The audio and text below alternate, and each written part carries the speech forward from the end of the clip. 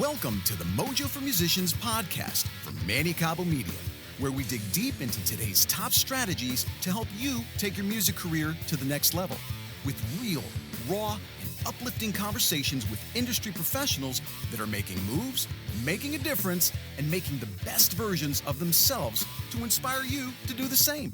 What's going on, everybody? I'm your host, Manny Cabo, and welcome to another episode of Mojo for Musicians. Mojo Maniacs, welcome back to yet another incredible episode of Mojo for Musicians, the source of inspiration for my beautiful ecosystem of artists. And as always, I want to take some time out to thank all of you guys out there for continuing to listen in, to rate, review, subscribe to the show, because without you guys, I have no show. I can't keep bringing on these incredible guests that are offering me their valuable time to discuss their journeys and their insights with you guys. And today is no different, man. I don't even know where to begin. So this guy is an incredible percussionist, drummer, musical director, producer, DJ, cyborg drummer from the future. That's what he's known as. I know him as Charlie Z, but the world knows him as DRMAGDN. Let's bring him on the show. What's up, man? How are you? It's been ages, brother. You look great. Seriously, brother. Great to see you, Manny. What up, everybody? Thanks for having me, man. You know, I got to tell you, it's been a minute, right, since the last time we talked. Now, even before that, the last time we were collaborating on your song "Get Tough," or should I say, our song, right? Oh, yeah. Our song, man. The song is amazing. So "Get Tough" absolutely blew up, and you and I played it at the giant 9/11 20th anniversary. I was about to get to that, man. That was actually the very last time we saw. What was that? That was the 9/11 venue, right? And it was at what was that venue in New York City? Roomy Event Space in New York. Yes. Yep. What a great night. And remember, I almost didn't do that. You caught me in the middle. Yeah. Like 4 days prior, I got hit with Hurricane Ida. Like, it was devastating. But you know what I said? I'm always a man of my word. And I showed up in borrowed clothing, but nonetheless, we rocked it out, man. We had some fun. And I'm so glad that I did, because you were actually the first person who brought me back to a little bit of normalcy. Awesome, man. And that was a giant thing we got to collab on, where, you were featured in the whole thing and the whole situation. I mean, you crushed it vocally. You got to do songs. We got to do, Get Tough together. And I MD'd the entire thing. I produced the whole, concert. Dude, I got to slow you up, man. It was a lot of fun. You're humble here, bro. You're humble, because you were all over the place, man. You had your kit. You had everything programmed. You made sure the lights were going on. Let me tell you, that wasn't a chump event either. That was a pretty big event. There was an eclectic group of artists and pretty well-known artists in there, bro. So I commend you. I congratulate you, because what went on behind the scenes was extraordinary, brother. And that's a testament to you knowing your shit at the end of that. And that's one of the reasons why I said, yes, I'm going to do it, because Charlie is the real deal. And I love working and collaborating with artists that really take their craft seriously, brother. So thank you for that as well. But go ahead. Well, thank you, brother. And I really appreciate that. And the fact that you were there was just such a big deal, because you brought the voice and La Voz. We had a bunch of other amazing artists on the bill, but it was a mix between, concert. There was a silent auction, with tons of art. And then we had the big, red carpet that everyone got to jump on, all the celebrities. It was just such an amazing event and experience. And, we've played together a variety of different times and different things. But, to basically really premiere us doing Get Tough. Yeah, that was the big DRMAGDN hit that we'll talk about in a minute. And we had dancers, there was smoke. It was great. It was a totally different vibe. And it was gigantic, man, because we had a full, the full horn section. We had a full dance crew, and then you and I remember looking at you right as we're doing this, like, is this happening? You're like, yeah, man, it's this happening. is definitely not in your room. We're laying down vocals like nothing, nonchalant, like this is the real deal. And you've played on some big stages, which obviously I'm going to get into, but it was a totally different vibe doing the song live in full production, man. And then you realize how badass this song really is. Oh yeah, and everyone loves it, and the screens, everything was all synced. It was such a really, it was a really big moment. And the cool part is that through what we did, ever since the song came out, we did that show. Now the entire thing has a groundswell, and we're up to I'm up to 21 million plays and views. Yeah, that's incredible. And the song itself is up to 15 mil, and it got featured. I mean, they brought me on the NFL channel for Sirius XM radio, and I got to do an interview with like a Hall of Famer, and he's asking me questions and everything. Like you are, it's just surreal. And at this point, this song is a sports anthem. It really And is. It really is. and it's going to be that thing that once the big brand grabs it, a Nike, Gatorade, ESPN, and there's a couple people in the background really pushing it. Once it hits, man, it's going to be like one of those songs that everyone wants to work out to. Yeah. And we got to do it together in the studio, my place, man. And FYI, right upstairs, dude. It's right upstairs, literally right above where you are. Yeah. But you and I, when we did it, that original take, your very first take that you didn't even know the song, because hey, just sing this part. It's like, okay, cool. Those takes made it to the record. That's crazy. There was a bunch of parts of that, man, that you crushed right out the gate. You're like, oh yeah, I got it. Crap, man. Well, you nailed it. Even a blind squirrel gets lucky from time to time with a nut. So it's all good, brother. And you know what? And again, man, it is pretty surreal, because if you remember correctly, at that time, I was talking to you about one of my latest releases, Way Down. Which was almost done. But by the time Hurricane Ida came around, I released that song 2 days before that calamity happened, and it got picked up by the North American Rugby League. So I'm performing at the arena the 21st, and it just brought back good memories, because we were talking about projects that were still in the making. Because, Get Tough wasn't finished. The music was done. You had some pretty big cats on that performing. So that was pretty surreal how everything came together. And it's true, though. But here's the caveat, and I know you're going to agree with me, and I talk about this all the time. You got to do the work, bro. You got to put in the reps. It's what goes on behind the scenes that counts, that makes it happen. I understand the work that it does take, because you had a multitude of people, as I just alluded to, on this record. So talk to me. Who was actually on there with respect to the performance? Oh yeah, it's absolutely insane. So I've been lucky because you and I have been in the industry for a while. Yeah. So we just happen to have a bunch of really great friends. And I decided, okay, I wrote this track. I did everything on Ableton, Pro Tools, all the recording. Brought the song to you. We put it together, and I was like, this is great. And I was like, you know what?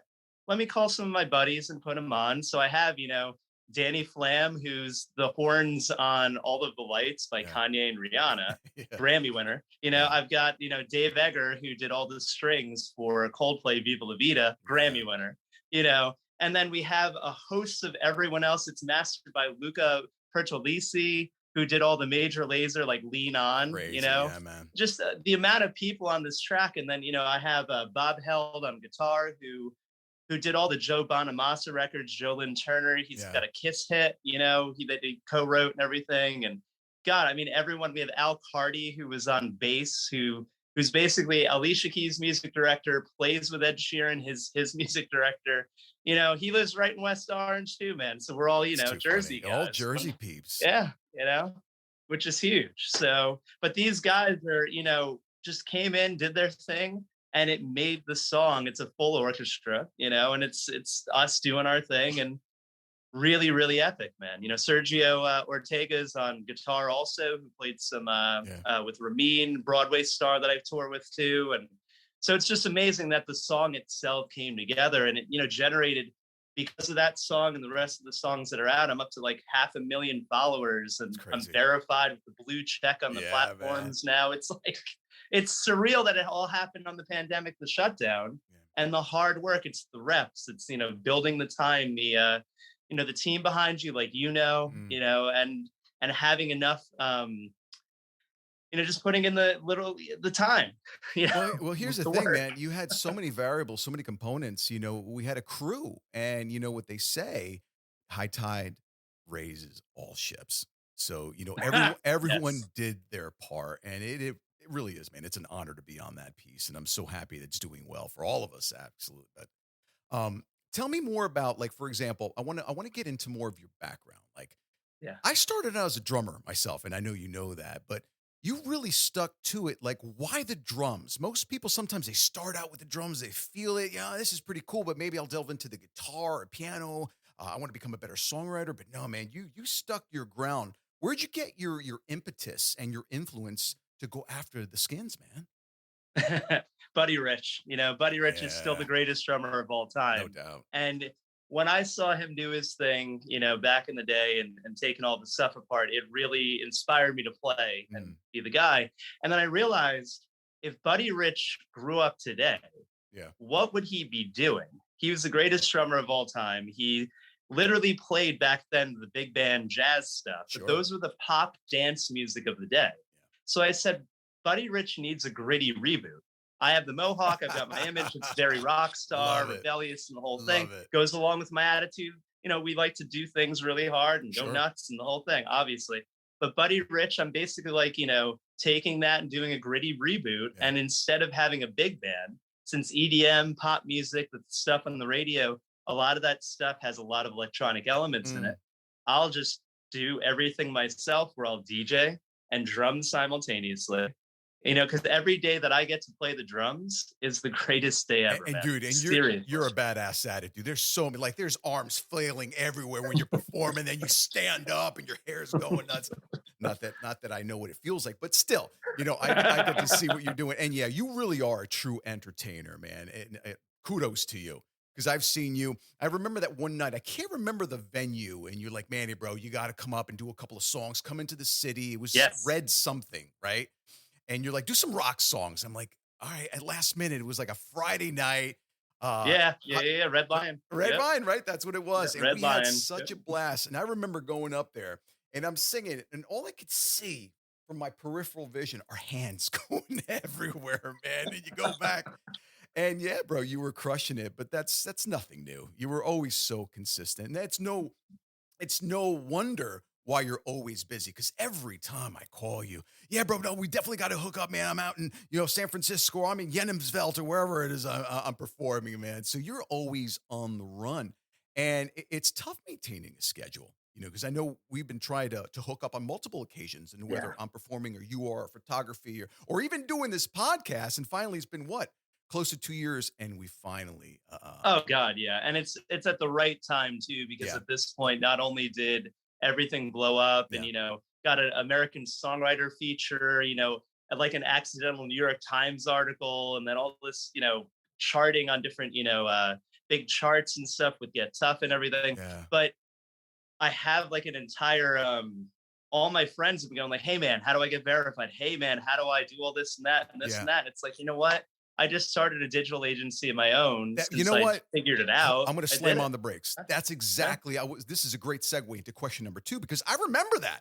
I remember when we first started really talking together, you had a pretty respectable audience, 5, 10, 15,000. That's pretty respectable, right?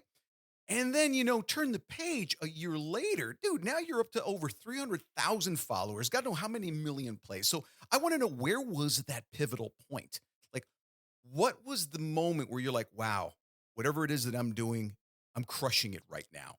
Because obviously you're getting attention from all your fellow peers. And they're like, dude, what are you doing? Including myself. There's times, and I remember, I don't save the text or message. I'm like, dude, what are you doing? Share some of the wealth, throw some followers my way. I'll take scraps. I'm good with that. Just throw me some scraps. So talk to me about this agency, man. Okay, so it's the DRM Alliance. It's a digital marketing agency, and it's basically run by me, and I have an entire system. Okay, so any success that I've actually had myself, and I've toured 24 countries. I'm on like 175 records. I've played with Vanilla Fudge, Joe Lynn Turner. I've played with pop stars, jazz, everything. So I've done everything at this point, as a session guy. Sure. Music directed a ton of big people, 88 Rising, Gala at the Olympics, all that stuff. So since I get so many different calls, and now I'm an artist as DRMAGDN doing this, solo thing, my calendar, as you said, is crazy. Yeah. And now that I'm an influencer and I have all these brands and everything, it's a lot. So what I had to do is, just for my own mental sanity, sit down and figure out how to replicate every single gig perfectly, every success. Sure. So just like Ford, one of his biggest achievements is not the Model T, for the cars at the beginning of, the century. Right. It's the production line of making sure that all of the parts of everything you're doing has success. So now I did one release and I saw the landscape of the digital marketing landscape. I did my first song, and then the second song, it got a little bit more. And we're only talking, it was like 20,000, 30,000 plays and views. The next one is about 60, 70,000. And what I did was I capitalized and I took the analytics and info for the first thing and I baked it into the second. So what I do now is the entire process, every musical release, every video series, every, piece of content for a TikTok, campaign or anything related to Instagram and everything.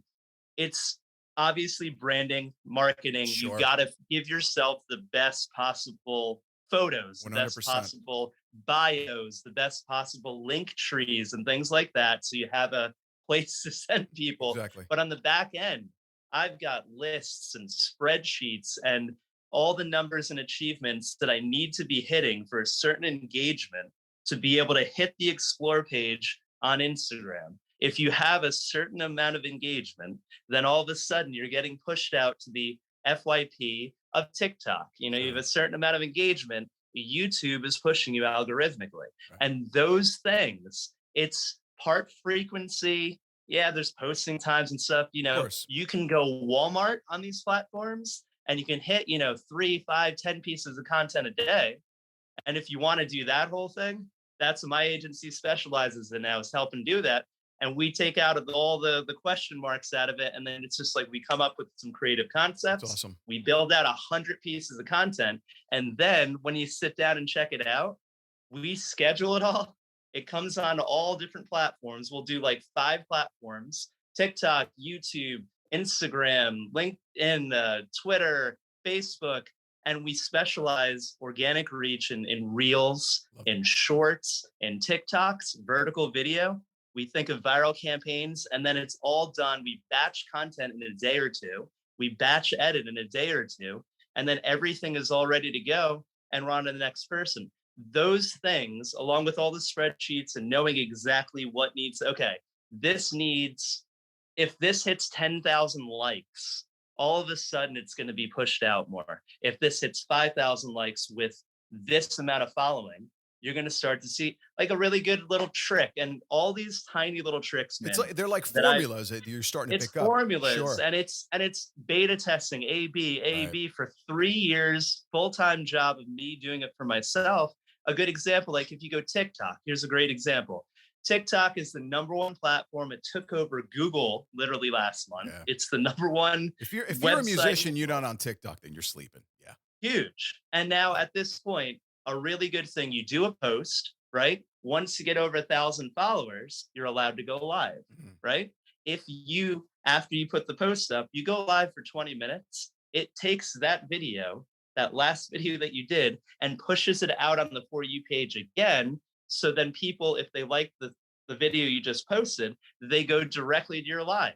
Yeah. I just hit 100,000 people on a live the other day at my sold out gig in Red Lion, actually. That's great. And it's just, I've got the hundreds of people in the club. Yeah. And then I got my video guy just like taking the camera around and following me around, getting crowd spaces and everything, having a blast. And I was like, oh my God, that's 3 times, 4 times giant stadium, man. It's like, I still remember that little video of you, man. You're playing sticks on a rock, your beach, and you're going from location to location. I'm like, dude, Charlie's insane. But those are the things that you have to do to get recognized, and it's the little things. And sometimes, we get in our own way, right? Because less is more. Less is more. And I know, man, because I'm doing something very similar to what you're doing. I'm releasing 1 song every 6 weeks. And that's unheard of, but I've got so perfect much material. Timing. 6 weeks and 2 months right? For the perfect timing. Great job. You got to strategize, but here's the thing. And I'm only reciting what you just mentioned, but just to give people that BTS, the whole behind the scenes thing is every day you've got to make sure you have a piece of micro content ready, whether it's a post, whether it's a reel, whether it's a TikTok, whether it's a behind the scenes video, whether it's an excerpt of your lyrics. And that in itself, dude, you're right. It's a full-time job. And many don't realize it. It doesn't matter how talented or how amazing your song is, because if you don't market it strategically, it's never going to get out anywhere. And you're a full testament of what I'm talking about. Yeah.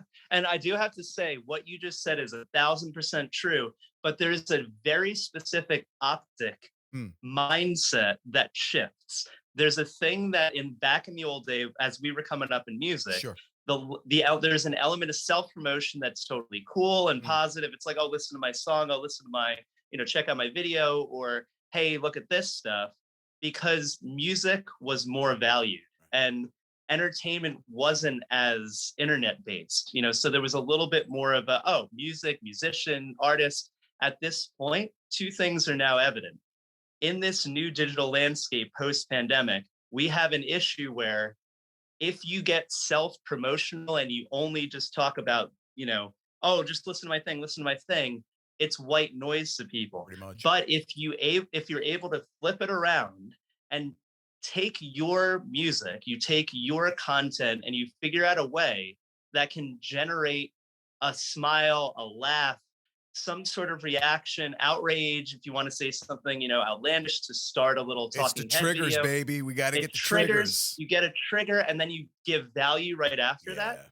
So on my videos on TikTok currently, I decided to take really amazing, high quality 4K videos of just taking the camera and twirling around me as I air drum to Get Tough. Yeah. And in 15 videos, 5.5 million on just my profile, because it's so entertaining to see what crazy, oh my God, I'm in Times Square. Oh my God, I'm in front of the, all these places. You're taking them on a journey, man. That's what it is. You're taking them on a great journey. It's a visual journey, and it's a fun journey, man, because who wouldn't want to be DRMAGDN one day? They get the whole behind the scenes vibe of what you do, the full hair, the drumsticks, the vibe, the energy, the emotional value. I love it, man. And the other thing I do want to say, though, is besides obviously giving value, there's an element of, instead of selling, what you do is you basically have discovery of your music, your art, your whatever it is. You do it in a very positive, subtle way. So you just have the music be a part of the content you create. We're not musicians anymore. We're not artists anymore. We're all in the entertainment industry. We're all considered content creators by today's standards. So this is an amazing podcast. It's content. Exactly. Videos are content. Music is content now. Yeah, man. You want to build that value. It's true, because people get into that wormhole of me. It's all about me. No, it's not, man. You have to come up with a way to fill the void. And sometimes that void is in different emotional triggers. Like you just said, I want to make somebody feel happy. I want to evoke a sense of pride. I want to evoke a sense of excitement. I want to inspire people to go and pursue their dreams. That's my jam. You know that, man. I'm always Same here, man. That's why we get along so great. So I couldn't agree with you more. So let me get into question number 3, respecting your time as well. Now, again, you've played at the Olympics, right? You've played at Lollapalooza, Warped Tour, Lincoln Center. Let's face it, these are pretty prestigious venues. And once you're there, because there's no vibe. Like I remember, we played to a sold out crowd at MetLife and then here at Prudential Arena, and just off tour with the Wizards of Winter, sold out shows. There's nothing like it. But when the lights go out, it's a totally different vibe. You're only as good as your last show. So for you, what's next, man? Like, where do you go from there? You've hit these plateaus and you're setting the bar pretty damn high for yourself. So where does Charlie Z or DRMAGDN want to go next? Talk to me. That's a really great question. And I'll tell you about the way that I'm looking at the entire situation. Right. But I'll say a story is MetLife Stadium. I also played it sold out too. Yeah. I did a last minute fill-in for Rock of Ages, the Broadway show, doing a halftime show on Thanksgiving. And I got the call, and it's, as you did, it's 82,500 people sold out. Yeah. They put me on a giant riser. I had to duck down. They pushed me out like a chariot. They built this stage around me. I'm sitting there looking up at 82,000. I'm like, this is the biggest, best thing I could ever do. All right there, Tommy Lee. Relax. Relax. No, it's all downhill from here. And appreciate it. And I did the gig, and I was like, great. The next night, I played with an artist, and it was just as fun as playing the big arena, but just the bartender, So it was up and down, man. And that's music. And then you literally, like a year later, I get called to play the Olympics.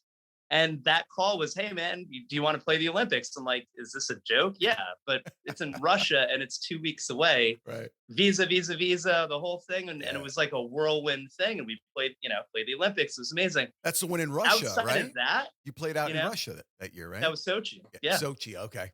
Sochi and the Winter Olympics and everything. And that was a last minute call too, that everything just happened to come together. And I'm like, okay, that's it. That's the best. It's like, you know what? If I accidentally got a couple big calls like this, and it's through friends of friends and connections like we have, you with Prudential Center, or Sure. you with the team, with the new track and everything, maybe I can try to replicate this just like I'm trying to replicate, playing a gig well, or doing, the back end social media well. So now I have an entire way of trying to quote unquote manifest not only positivity for everyone, but also, hey, it'd be cool to do the Summer Olympics someday. It'd be cool to do. How does that happen? It's part some people you might run into and know. And it's part just the universe kind of meeting the positive energy that you're putting out and opening doors, man. And that's like how I got, signed to BMG. And that's like how I got, all of even the 9/11 thing, and having you be able to show up. I mean, that was the coolest thing, man. And even you and I running into each other and being able to jam down in the village, create this relationship. Then you sang on the biggest song of all. And, we're both crushing it right now, man. It's really, really cool. But you mentioned something there, and I want to highlight that. I really, really do. I want to spotlight on that, full pun intended, of course, because going from a huge stage to playing to the bartender, that's a pretty well-known commonplace for all of us. I've been there. But here's the thing. It's very, very important. I want to stress this to all musicians listening. You do that because you love it. And if it doesn't bother you, it's because you love it. If it does bother you to the point where you're like, this sucks, I don't want to do this anymore, it's your ego talking. Do something else. Because in this industry, you're going to get hit with so many transitions, right? And one day it's great. One day you're like, where's my next gig coming from? The inconsistencies can be very, very overwhelming. Correct me if I'm wrong, right? Oh, 1000%. And you and I, when we first got in the industry, we're obviously very talented. We work together, and we know a lot of really talented people, but they don't give you any of this idea and thought in school. This roller coaster, and it's a roller coaster of constantly this up and down every year, every season. But then if you look at it from a longer term over a bunch of years, you're seeing this as the line. It's a crescendo, man. It's a crescendo. It's like this.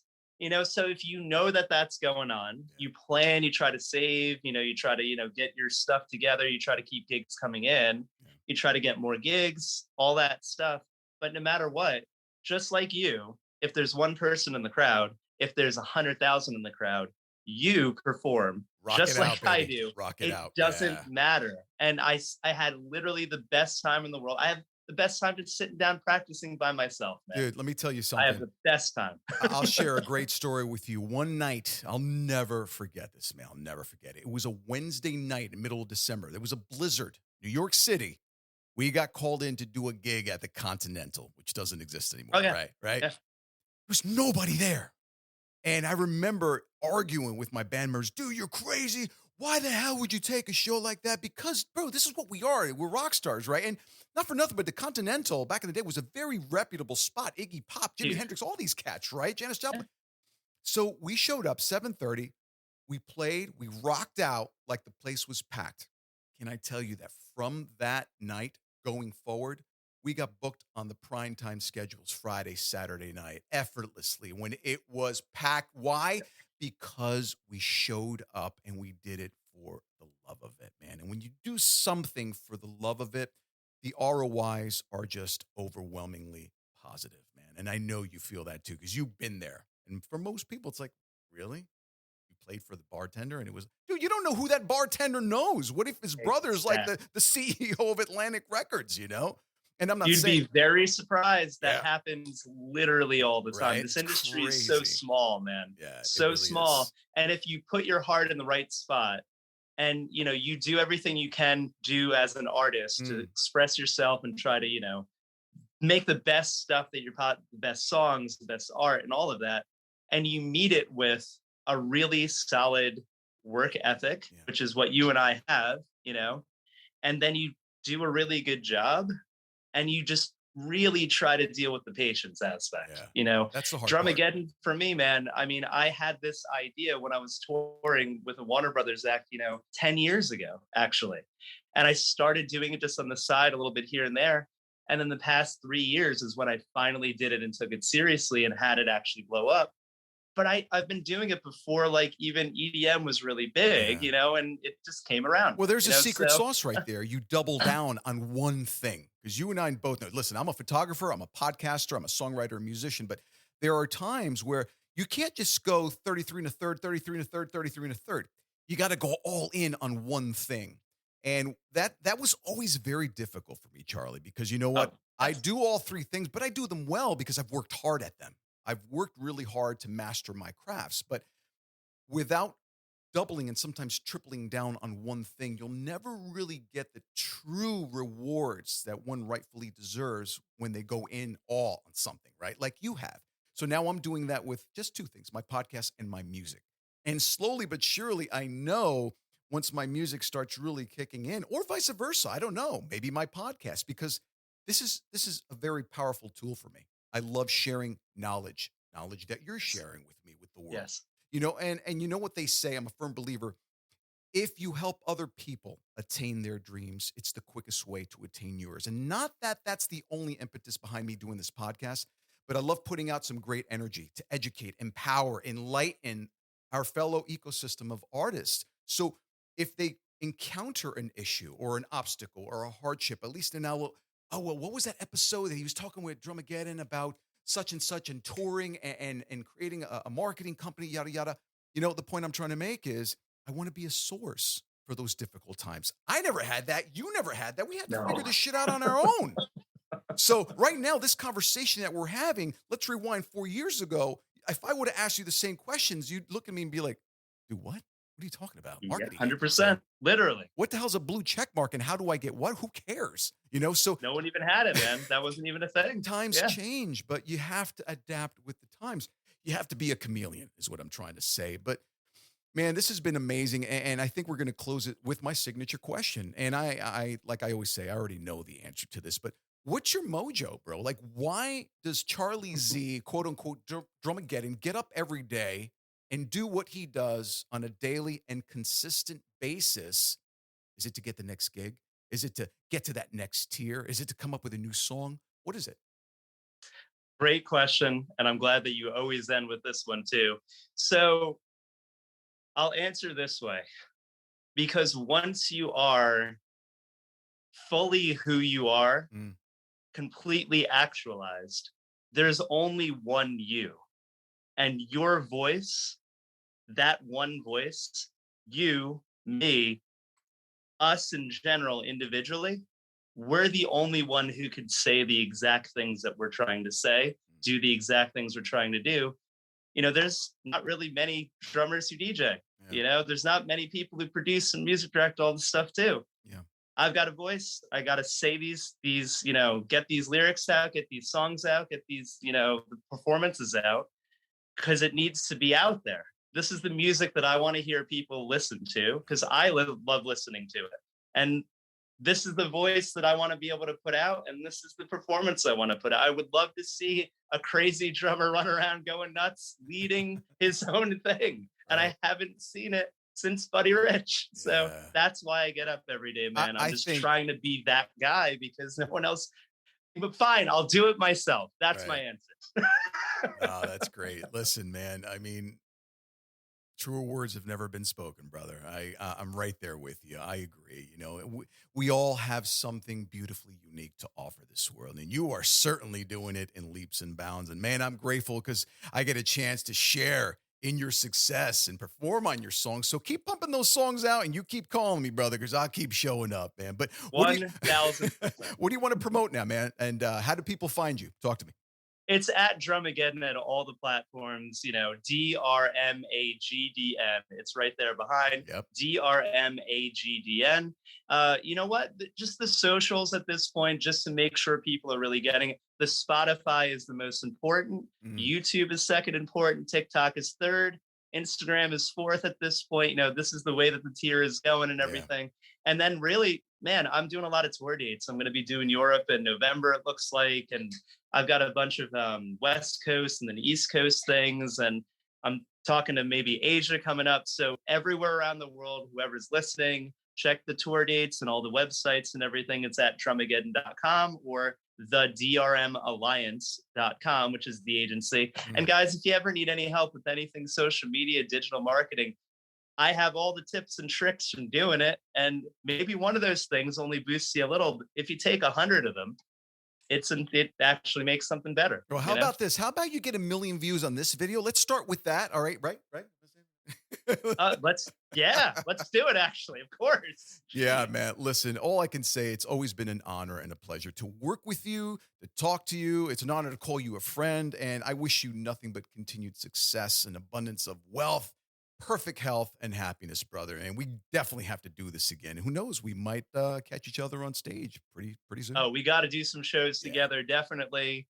You know, and we've got to do some tour dates and some big TV stuff coming up. Fingers crossed on that. And Manny, you've been amazing. Your positivity is infectious. The way that you view the world is amazing. And it's the same way I try to, give value back to people and positivity, man. So thank you so much for having me.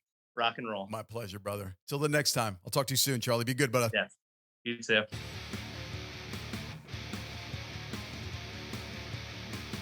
This has been a Mojo for Musicians podcast. If you're a musician, producer, engineer, or any other industry professional wanting to share your mojo and stories of success with our listeners, or just want to share some feedback on today's episode, we'd love to hear from you.